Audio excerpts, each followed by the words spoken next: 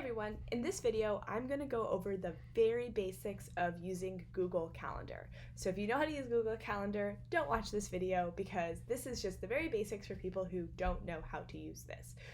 Why is Google Calendar important?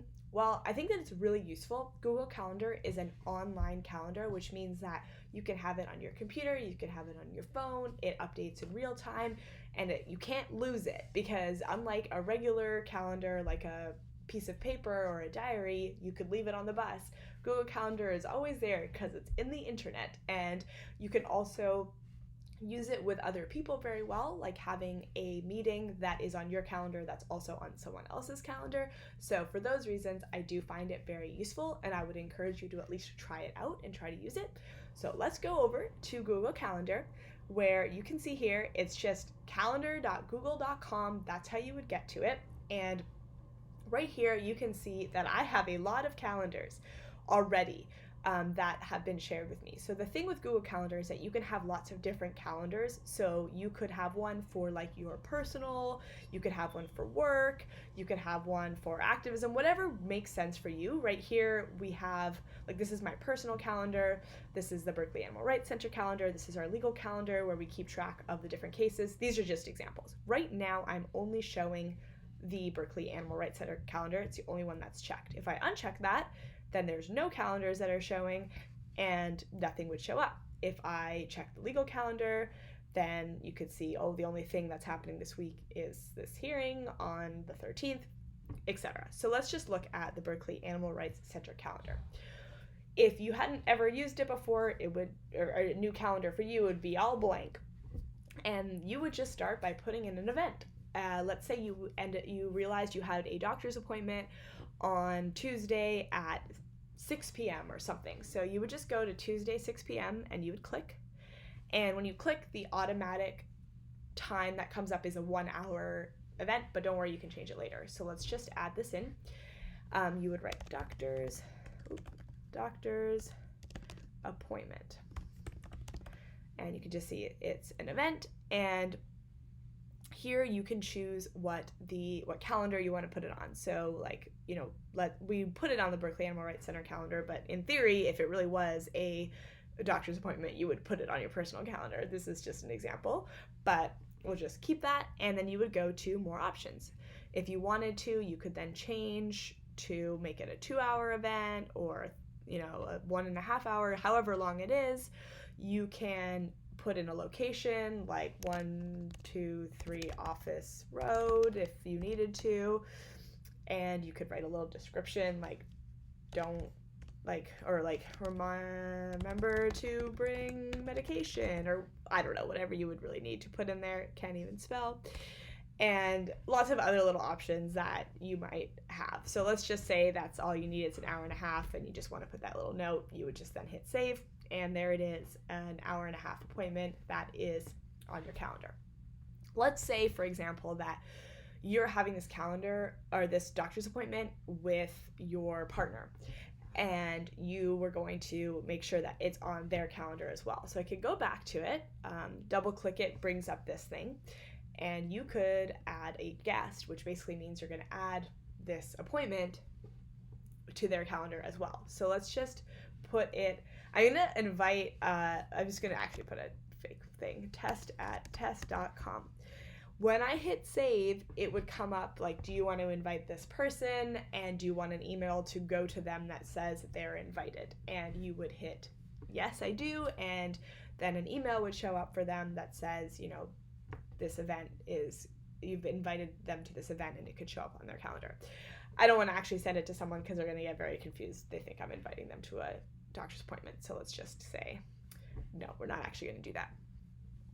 Let's say you actually had a doctor's appointment every Tuesday at 6 p.m. because there's some regular thing that you need to go to.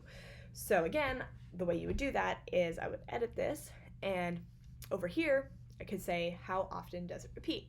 Does it repeat daily? Does it repeat weekly, on this monthly, on the second Tuesday? All these different options. So we're going to say that it repeats weekly on Tuesday, and I would hit save. Now, every Tuesday, there is a doctor's appointment that shows up on the calendar that you have. And this is really useful for any sort of meeting that you have. So most meetings happen every week or every month, so you would just always put them in there as recurring events. Now let's say the next week your doctor is like, you know what, I actually need to move your appointment to 6:30 because something else happens. You could click on here and change the time, to 6:30, or you could just also click and drag this appointment all around, which is what I really like about Google Calendar, because it just allows you to rearrange things really easily. But let's just say it's at 6:30, so you're going to drag it and change it. Now it's a recurring event, so this pops up and it says, do you want to change this event only, or do you want to change this event and everything that's coming up, or everything that ever was as this doctor's appointment in your calendar?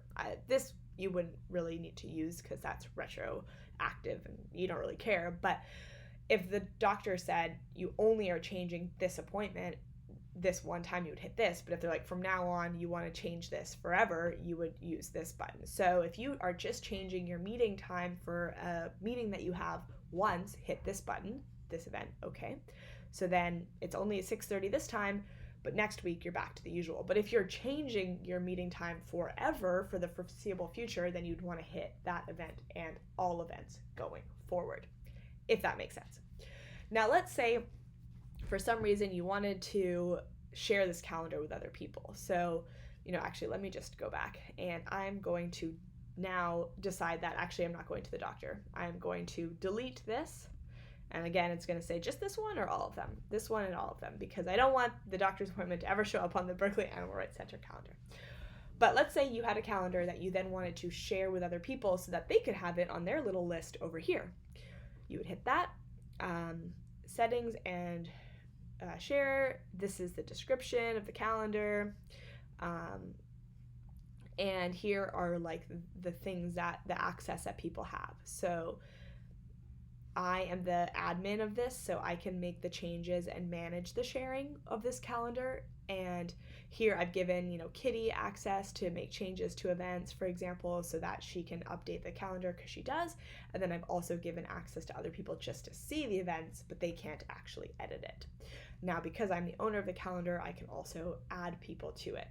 But for example, other people who have access to the calendar that aren't admins, they can just see the events, they can't add people, if that makes sense. So I'm kind of the big boss of this calendar. Now I am, there's other calendars maybe that I'm not in charge of that I can only see. So if you wanted to create a new calendar, all of a sudden I have this new thing that's I don't know, we had, recently we had to create a calendar for when people were using the Zoom account. But let's say you wanted to create some sort of new calendar. You just hit create new calendar, DXC computer usage, whoever gets to use the computer at ARC, for example, and then you would just hit create the calendar. And there is the calendar that I just made. And I could then give people access to it. I could change the color of it, whatever you want to do, but I actually don't really want this, so I'm just going to delete it. And yes, I want to remove that calendar.